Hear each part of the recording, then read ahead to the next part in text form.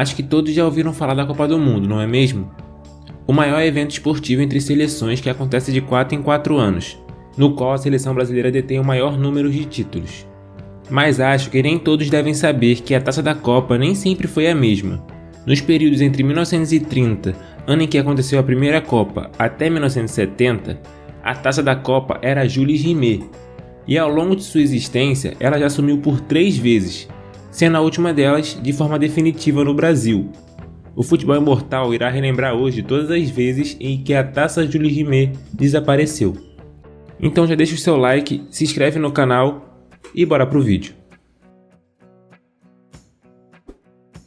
A taça Jules Rimet nem sempre teve esse nome. No início foi chamada de Vitória, justamente pelo troféu simbolizar a deusa grega da vitória Nike. Mas em 1946, mesmo não tendo Copa nesse ano, o troféu foi batizado com o nome do terceiro presidente da FIFA e o principal criador da Copa do Mundo, o francês Jules Rimet. O troféu tinha 35 centímetros e pesava algo em torno de 4 quilos, além de conter aproximadamente 1,8 quilos de ouro puro. Com a criação da taça, veio também a ideia de que o primeiro país que vencesse a Copa do Mundo por 3 vezes teria o direito de ficar com o troféu de forma definitiva.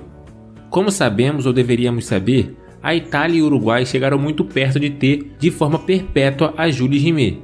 Ambos chegaram a ser bicampeão, mas foi o Brasil que conquistou essa façanha, vencendo em 1958, 62 e 70.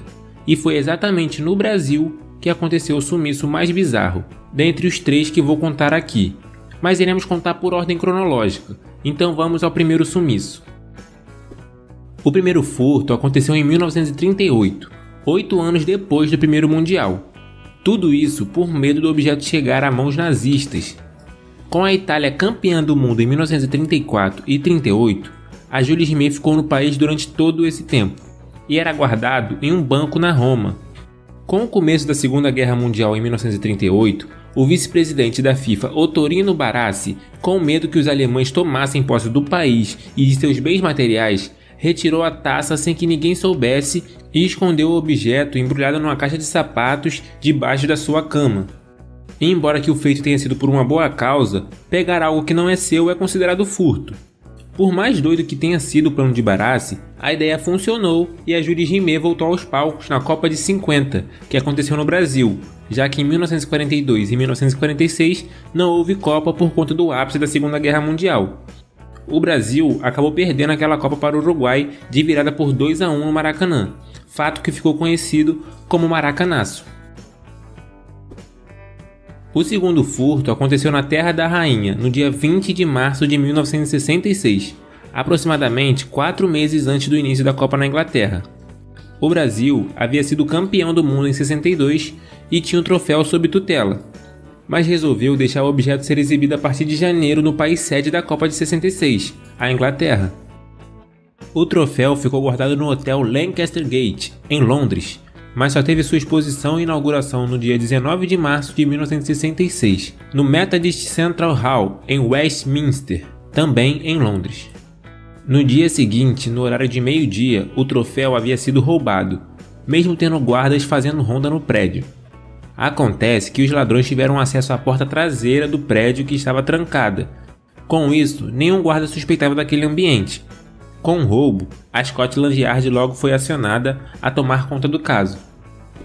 Um dia depois do furto, Joe Mears, ex-presidente do Chelsea e na época atual presidente da Football Association, a FA, recebe um telefonema. A pessoa se apresentava como Jackson e dizia estar com a taça e estaria pedindo o resgate da mesma.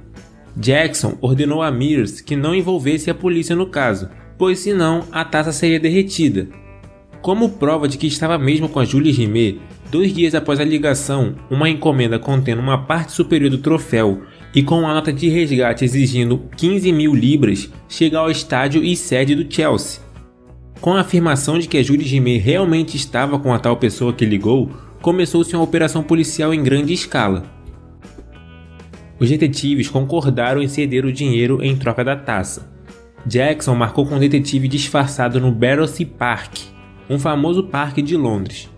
Ao mostrar as 15 mil libras na maleta, Jackson e o detetive partiram de carro rumo ao esconderijo da taça. Mas ao perceber que estava sendo seguido por uma van, Jackson saltou da carona do carro e tentou fugir, mas acabou sendo pego e preso em seguida. Logo depois, foi descoberto que seu nome não era Jackson, e sim Edward Batley.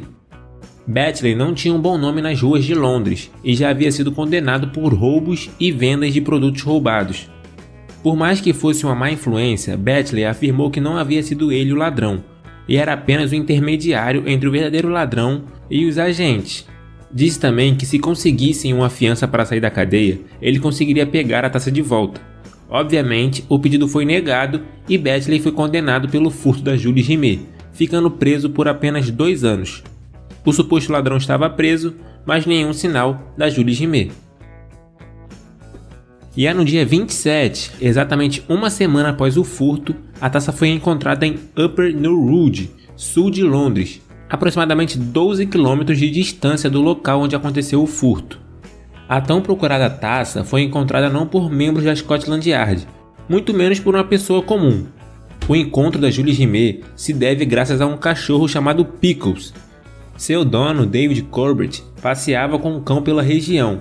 Foi então que Pickles farejou um pacote que estava próximo do local embrulhado em um jornal e amarrado com um barbante.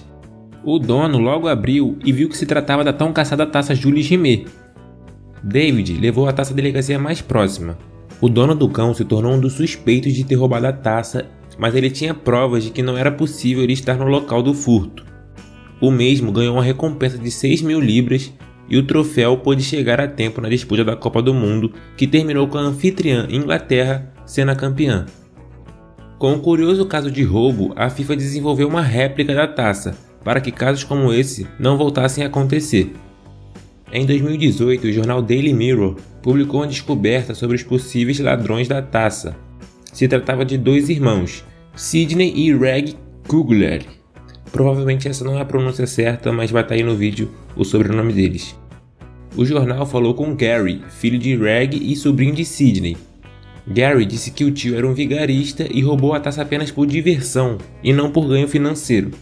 Com a polícia toda e com um retrato falado muito parecido com ele, Sidney resolveu então negociar com as autoridades e envolveu seu amigo Edward Batley para ser o intermediário, e deu naquilo que eu acabei de falar.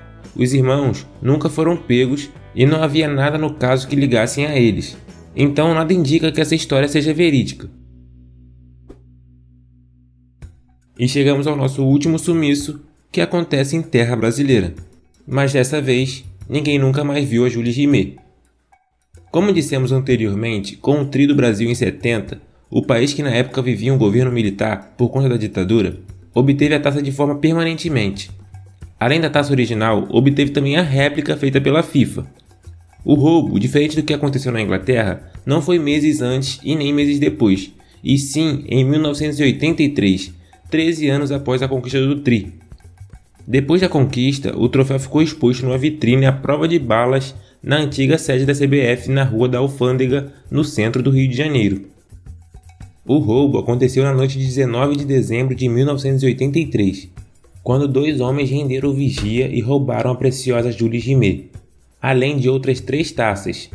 Mas aí você deve estar se perguntando, como eles conseguiram quebrar a vitrine blindada? Pois bem, o vidro blindado ficava preso a uma moldura de madeira, e bastou retirar a moldura da parede para que conseguissem tirar também o vidro. E o pior é que essa não é a parte mais bizarra da história. Lembram que eu disse que após o roubo na Inglaterra, uma réplica foi feita para que evitasse novos furtos? Pois bem, adivinha onde ela estava quando a original foi roubada? Segura dentro de um cofre. Bizarro, né? A mente do crime foi Sérgio Pereira Aires, conhecido como Sérgio Peralta. Contou com mais 2 comparsas, Francisco José Rocha Rivera, o Chico Barbudo, e José Luiz Vieira da Silva, o Luiz Bigode. Tudo sairia como planejado se Peralta não deixasse uma única ponta solta. Dias antes do roubo, ele convidou Antônio Seta, conhecido como Broa, para participar de um assalto. Broa, que segundo a polícia era um dos melhores arrombadores de cofres do Rio de Janeiro, gostou da proposta, mas quando ouviu que se tratava da taça da Copa do Mundo, recusou.